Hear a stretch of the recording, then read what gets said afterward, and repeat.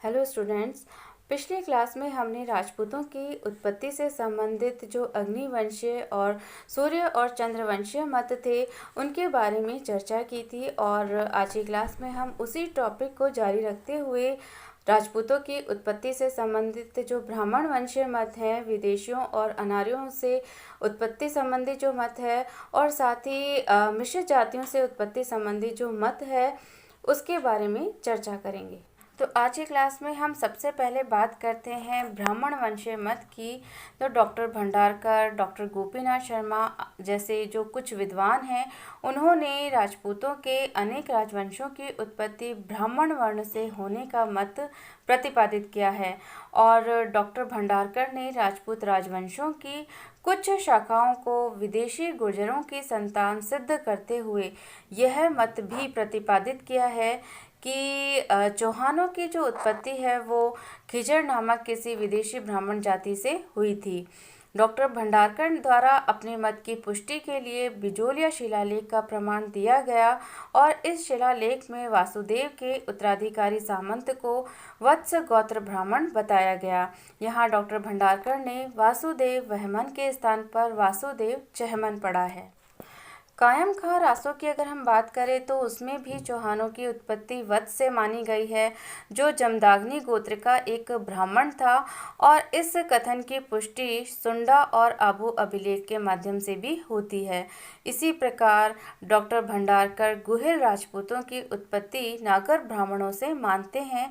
हालांकि doctor Gopinath Sharma doctor Bhandarkar के राजपूतों की उत्पत्ति के ब्राह्मण वंशीय मत को समस्त राजपूत राजवंशों के लिए तो लागू करना उचित नहीं मानते, लेकिन इस मत में तनिक सत्यता को स्वीकार करते हुए उन्होंने स्वयं ने कुंभलगढ़ प्रशस्ति द्वितीय पट्टिका के पद्यांशों के आधार पर गुहिल वंशीय बाबा रावल को आनंदपुर के ब्राह्मण वंश का माना है।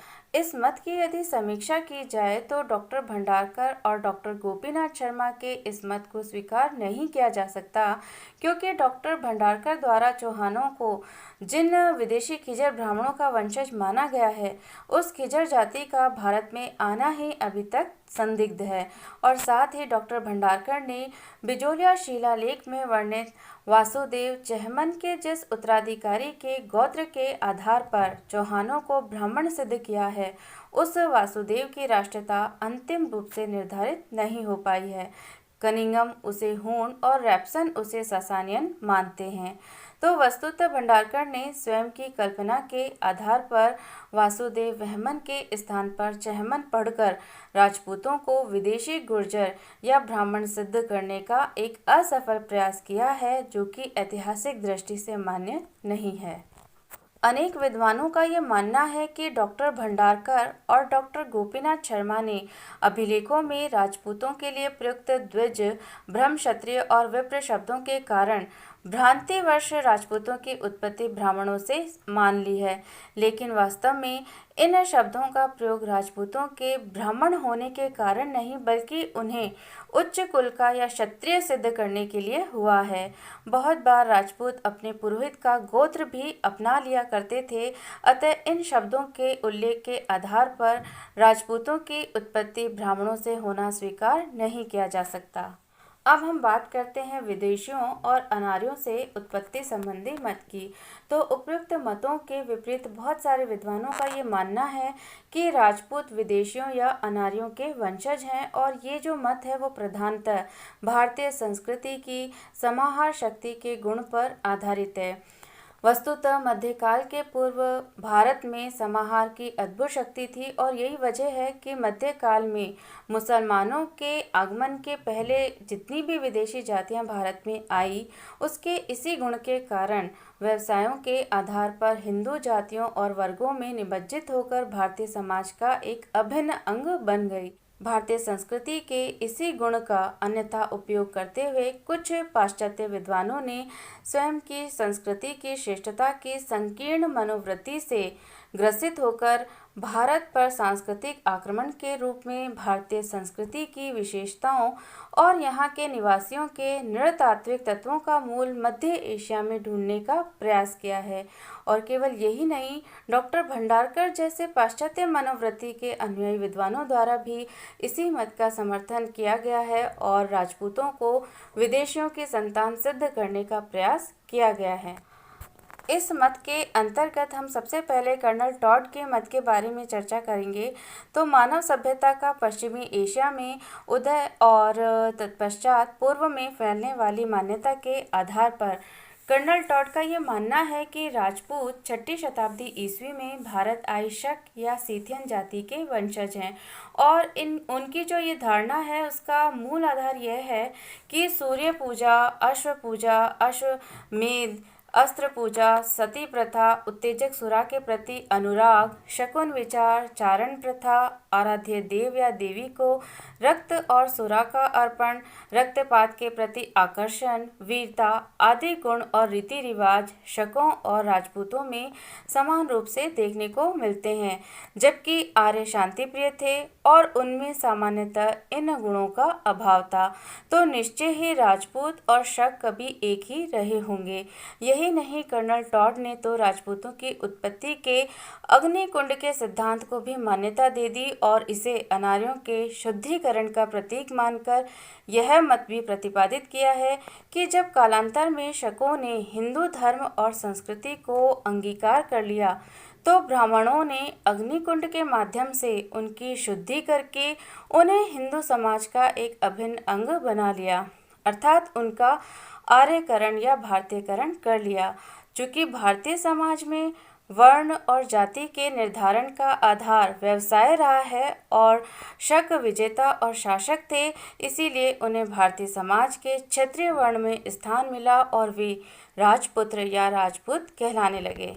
लेकिन कर्नल टॉड का ये मत अधिक मान्य नहीं है, क्योंकि राजपूतों के जिन गुणों और रीति रिवाजों के आधार पर टॉड ने राजपूतों को शकों की संतान कहा है, वह वास्तव में प्राचीन क्षत्रियों के गुण हैं। शकों के आगमन से पहले ही सूर्य पूजा, अश्वमेध यज्ञ, अस्त्र पूजा, सुरा के प्रति प्रेम, सती प्रथा, शकुन विचार, समाज में स्त्रियों को उचित स्थान और वीरता तो प्राचीन काल से ही भारतीय क्षत्रियों के गुण और आदर्श रहे हैं। महाकाव्य काल की अगर हम बात करें तो महाकाव्य काल में माद्री पांडु के साथ सती हुई थी और राम और युधिष्ठिर द्वारा अश्वमेध यज्ञ किए गए थे। तो केवल गुणों और रीति रिवाजों की समानता के आधार पर राजपूतों को शकों का वंशज स्वीकार नहीं कर सकते। इसी प्रकार कर्नल टॉड ने पृथ्वीराज रासो में वर्णित राजपूतों की उत्पत्ति की जिस कथा के आधार पर विदेशियों की शुद्धि और उनके भारतीयकरण की कल्पना की है, वह कथा ही पूरी तरह से कपोलकल्पित कही जा सकती है, क्योंकि किसी अन्य साहित्यिक और अभिलेखीय साक्ष्य से यज्ञ के माध्यम से विदेशियों के शुद्धि की पुष्टि नहीं होती। यदि बात की जाए डॉक्टर स्मिथ के मत की, तो उन्होंने अपनी पुस्तक अर्ली हिस्ट्री ऑफ इंडिया में टॉड की भांति राजपूतों को विदेशी और अनार्यों का वंशज ही माना है। और डॉक्टर स्मिथ की ये मान्यता है कि चूंकि राजपूत जाति 7वीं शताब्दी में यकायक प्रकट हुई, इसलिए यह जाति भारतीय आर्यों की वंशज न होकर विदेशी और अनार्य थी। और उनका मत है कि विभिन्न राजपूत राजवंशों का नामकरण विदेशी जातियों के नाम पर होना और उनके रीति रिवाजों में दृष्टिगत होने वाली भिन्नता इस तथ्य का एक स्पष्ट प्रमाण कहा जा सकता है कि राजपूत एक जाति के वंशज न होकर भिन्न भिन्न जातियों के वंशज हैं। उनकी मान्यता है कि जो राजपूत सूर्य के उपासक हैं वे विदेशी जातियों के, और जो नाग के उपासक हैं वे यहाँ के मूल निवासियों अर्थात अनार्यों के वंशज हैं। डॉक्टर स्मिथ का ये मानना है कि इस बात में कोई संदेह नहीं है कि उत्तर भारत में राजपूतों के कुछ वंश विदेशी गुर्जरों और हूणों के वंशज हैं। उनका ये कहना है कि शक और युचि की भांति गुर्जर और हूण जातियां भी 5वीं और 6ठी शताब्दी में भारत में आई। गुर्जर गुजरात पहुँचे और उन्होंने राजस्थान को अपना घर बनाया और कालांतर में यह जातियाँ हिंदू धर्म ग्रहण करके हिंदू बन गई, अर्थात इनका भारतीयकरण हो गया। इन जातियों की जिन शाखाओं ने कुछ भूभागों पर अपना अधिकार कर लिया वे क्षत्रिय वर्ण में मिल गए और उन्हें राजपूत की संज्ञा दी गई। यही नहीं, डॉक्टर स्मिथ का तो यह भी मानना है कि विदेशियों की भांति दक्षिण भारत की जो गौड़, भर, खर्व आदि अनार्य जातियां थीं उनका भी आर्यकरण हो गया और वे चंदेल, राठौड़ आदि नामों से प्रसिद्ध हो गई। इन्हीं भारतीयकृत और आर्यकृत राजपूत राजवंशों ने अपनी विदेशी और अनार्य उत्पत्ति को छिपाने के लिए कालांतर में स्वयं को सूर्यवंशी और चंद्रवंशी कहना आरंभ कर दिया। लेकिन डॉक्टर स्मिथ का ये मत स्वीकार नहीं किया जा सकता, क्योंकि यदि उनके अनुसार सभी राजपूत भारतीयकृत विदेशी या अनार्य हैं तो प्राचीन भारत का क्षत्रिय वर्ण यकायक कहाँ लुप्त हो गया, इस प्रश्न का उत्तर इस डॉक्टर स्मिथ द्वारा नहीं दिया गया। साथ ही रीति रिवाजों में भिन्नता उनके भिन्न जातियों के होने का प्रतीक न होकर स्थान, काल, परिस्थितियों की भिन्नता का परिचय कहा जा सकता है। अतः रीति रिवाजों में भिन्नता वंश निर्धारण का आधार तत्व नहीं हो सकता। अब हम बात करते हैं विलियम क्रुक के मत की। तो टॉड और स्मिथ महोदय के अनुरूप श्री विलियम क्रुक द्वारा भी राजपूतों को विदेशियों की संतान माना गया है और क्रुक की मान्यता है कि राजपूत शकों, कुषाणों, पहलवों, घुणों और गुर्जरों की संतान है और विशेष रूप से गुर्जर जाति हुणों की संतान है। कालांतर में गुर्जरों और अन्य आक्रमणकारी जातियों ने हिंदू धर्म को स्वीकार कर लिया और हिंदू समाज का अभिन्न अंग बन गए। यही भारतीयकृत विदेशी कालांतर में राजपूत कहलाए। लेकिन पूर्वोल्लिखित तथ्यों के आधार पर क्रुक का मत भी न्यायसंगत नहीं है।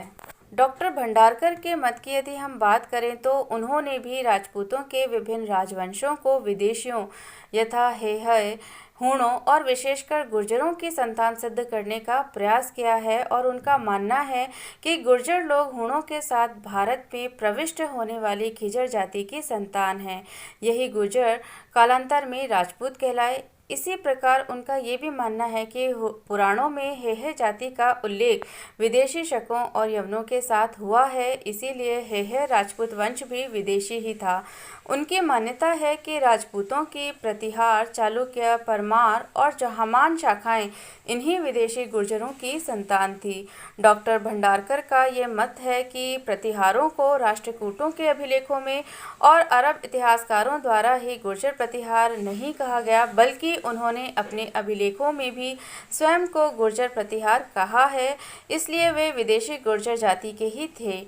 इसी प्रकार उनका मानना है कि प्राचीन लाट प्रदेश का गुजरात नामकरण उस पर चालुक्यों का अधिकार होने के बाद ही हुआ था, इसीलिए चालुक्य राजपूत भी गुर्जर ही थे। पृथ्वीराज रासो में वासुदेव को चौहान वंश का संस्थापक बताया गया है और कुछ मुद्राओं पर वासुदेव वहमान अंकित मिला है। कनिंघम ने इस वासुदेव को हूण और रेप्सन ने सासानियन शासक बताया है। भंडारकर ने इस वहमान को चहमान पढ़कर यह मत प्रतिपादित किया है कि इन मुद्राओं को चलाने वाला वासुदेव चहमान गुर्जर या खिजर जाति का था, इसीलिए चहमान भी गुर्जरों के ही वंशज थे। भंडारकर महोदय द्वारा अनेक राजपूत राजवंशों को हूणों का वंशज माना गया है और उनकी यह मान्यता है कि चूंकि हूणों ने भारतीयों के साथ वैवाहिक संबंध स्थापित कर लिए थे, अतः उनकी संतानें कालांतर में राजपूत कहलाने लगीं। लेकिन डॉक्टर भंडारकर का यह मत बहुत अधिक मान्य नहीं है, क्योंकि जिस गुर्जर शब्द के आधार पर डॉक्टर भंडारकर ने प्रतिहार आदि राजपूत वंशों को विदेशी गुर्जरों की संतान माना है, वो शब्द किसी जाति का द्योतक न होकर राजपूताना के एक भूभाग का द्योतक है, जो प्राचीन काल में गुर्जरत्रा कहलाता था और यहाँ के निवासी गुर्जर कहलाते थे। इसीलिए यहाँ के राजपूत राजवंशों ने अन्य राजपूत वंशों से अपनी पृथक पहचान बनाने के लिए अपने नाम के साथ गुर्जर शब्द जोड़ लिया। इसी प्रकार प्राचीन काल में दक्षिणी गुजरात ही लाट नाम से प्रसिद्ध था, संपूर्ण गुजरात नहीं। डॉक्टर भंडारकर जिस गुर्जर शब्द से गुजरात का नामकरण होना मानते हैं, यह सत्य नहीं है। वस्तुतः गुजरात का जो नामकरण है वो गुजराती भाषा के प्रयोग के कारण हुआ है। डॉक्टर भंडारकर द्वारा वाहमान को चाहमान मानकर पढ़ना और मुद्रा पर अंकित वासुदेव को खिजर जाति का मानना उनकी स्वयं की कल्पना की उपज है, तथ्यात्मक निष्कर्ष नहीं।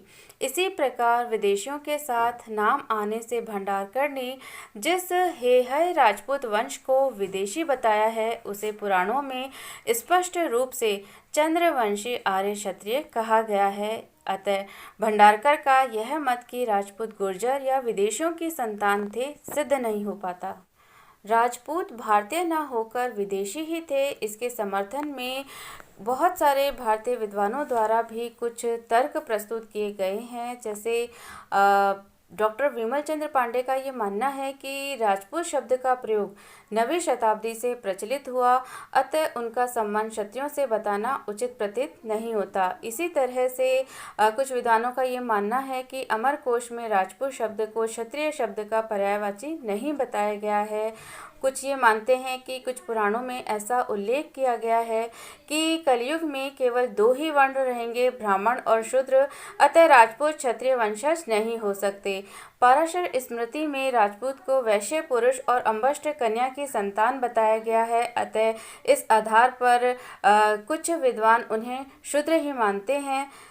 इसी तरह से भारतवर्ष के कई प्रदेशों में राजपूत को क्षत्रिय राजाओं की निम्न स्तरीय स्त्रियों की संतान माना है, अतः इस आधार पर कुछ विद्वान राजपूतों को क्षत्रिय वंशज नहीं मानते। इन उपयुक्त तर्कों को पूरी तरह से स्वीकार नहीं किया जा सकता, क्योंकि कभी कभी शब्दों के जो अर्थ हैं वो स्थानीय अर्थों में बदल जाते हैं और शब्दों के लाक्षणिक अर्थ भी होते हैं। जैसे ब्राह्मण वैसे तो सबसे उच्च माना जाता है, लेकिन कई जगह ब्राह्मण शब्द रसोइये के लिए भी प्रयोग में लाया जाता है।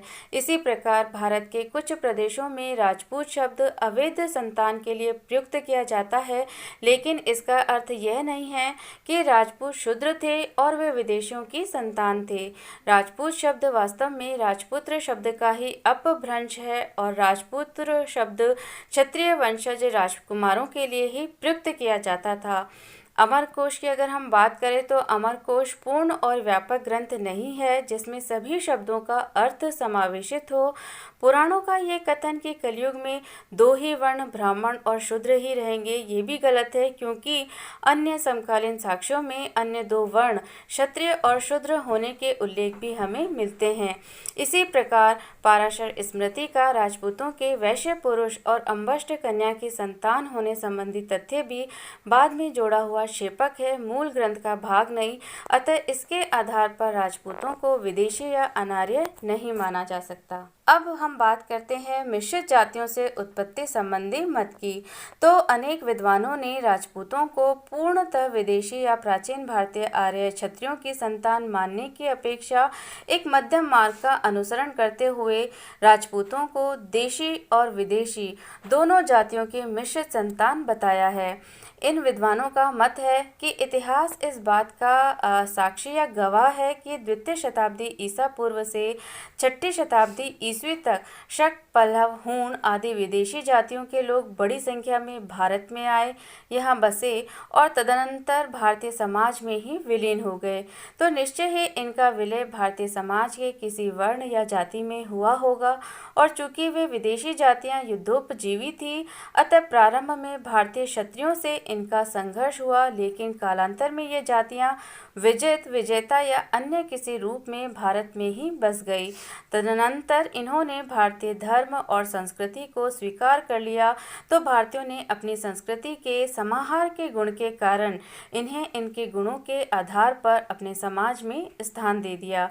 विशेष रूप से सामरिक प्रवृत्ति के लोग क्षत्रियों के अधिक निकट आ गए। उत्तर में विवाहों और समान रीति रिवाजों के कारण इनके मध्य की जो पृथकता की रेखा थी वो पूरी तरह से समाप्त हो गई और वे भारतीय क्षत्रियों के वर्ण में समाविष्ट हो गए। इस प्रकार देशी और विदेशी दोनों रक्तों के मिश्रण से राजपूत जाति अस्तित्व में आई, और इस संबंध में डॉक्टर गोपीनाथ शर्मा का मत है कि प्राचीन काल में अपना पृथक अस्तित्व खोकर जिन विदेशी जातियों का भारतीय समाज में विलीनीकरण हुआ, उनमें से कुछ क्षत्रियों में विलीन हुई थी और इन विदेशियों के रक्त से मिश्रित जाति ही राजपूत जाति थी। यह सामाजिक उथल-पुथल और रक्त मिश्रण का परिणाम था। विक्रम संवत 1034 के शक्ति कुमार के शिलालेख में हूण कन्या हर्या देवी का विवाह गुहिल वंश के अल्लट के साथ होना इस रक्त मिश्रण का स्पष्ट प्रमाण कहा जा सकता है। और कालांतर में जब इस मिश्रित जाति के हाथ में राज सत्ता आ गई तो ब्राह्मणों ने उसे क्षत्रियों की संज्ञा दे दी और वे राजपुत्र कहलाने लगे। मुसलमानों के आगमन पर यह राजपुत्र लौकिक भाषा में राजपूत कहलाने लगे, लेकिन डॉक्टर शर्मा सभी राजपूत राजवंशों की उत्पत्ति इस रूप में अर्थात मिश्रित जाति से नहीं मानते और इस संबंध में उनका ये मानना है कि इस संबंध में इतना अवश्य स्वीकार करना पड़ेगा कि सभी जो क्षत्रिय थे उनका विदेशियों से संपर्क ना हुआ हो और कुछ एक वंशों ने अपना स्वतंत्र स्थान बनाए रखा हो। लेकिन राजपूतों की मिश्रित जातियों से उत्पत्ति का यह मत भी निरपेक्ष नहीं कहा जा सकता, क्योंकि समस्त राजपूत राजवंशों के मिश्रित जाति से उत्पन्न मानने में जो सबसे प्रमुख कठिनाई है वो ये है कि यदि ये सत्य है तो फिर प्राचीन भारतीय क्षत्रिय अचानक या यकायक कहाँ, कब और कैसे लुप्त हो गए। वस्तुतः यह असंभव भी है। अतः इस संबंध में हमें यही स्वीकार करना पड़ेगा कि सभी राजपूत मिश्रित जाति के संतान नहीं हैं। संभवतः समस्त राजपूतों का विदेशों से संपर्क नहीं हो पाया था, अतः उन वंशों ने अपने रक्त और वंश की पवित्रता को बनाए रखा। तो उपरोक्त मतों के विवरण से ये स्पष्ट होता है कि राजपूतों की उत्पत्ति के संबंध में विद्वानों के जो मत हैं वो सर्वसम्मत नहीं हैं और अधिकांश विद्वान राजपूतों को भारतीय आर्यों के वंशज स्वीकार करते हैं, जिसमें विदेशी रक्त भी सम्मिलित है। जो भी विदेशी जातियां भारत में आई और स्थायी रूप से यहीं निवास करने लगी, उन्होंने भारतीय सभ्यता और संस्कृति को अपना लिया और हिंदू समाज ने उन्हें आत्मसात कर लिया। किंतु यह निश्चय पूर्वक नहीं कहा जा सकता है कि अमुक राजपूत किसकी संतान है। हालांकि इस क्षेत्र में और अधिक अनुसंधान की आवश्यकता है, लेकिन इस संदर्भ में जो डॉक्टर कानूनगो का मत है वो उचित प्रतीत होता है कि अग्निकुंड की कहानी इस प्रगति के युग में नहीं चल सकती। उनकी सूर्य अथवा चंद्र से उत्पत्ति एक काल्पनिक सत्य हो सकती है और राजपूत चाहे किसी भी रूप में जन्मे हों, लेकिन ये सत्य है कि इतिहास में उन्होंने महाकाव्य काल के क्षत्रियों की परंपराओं को बनाए रखा है।